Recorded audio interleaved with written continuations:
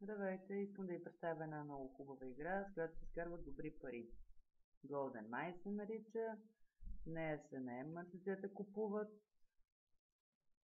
Ето вижте колко бюджета има в момента. 149 бюджета, което ми струваше много пари, защото има акции, в които презареждат на малка сума, ви се начислява като бонус повече пари. Не може да купите бюджета, които са доста доходоносни.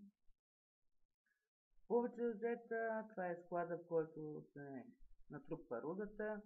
От тук я продавате. Това е златото, което вече имате в наличност, което ви се зачислява като реални пари на сметката. И така, ето моята сума, която е в момента.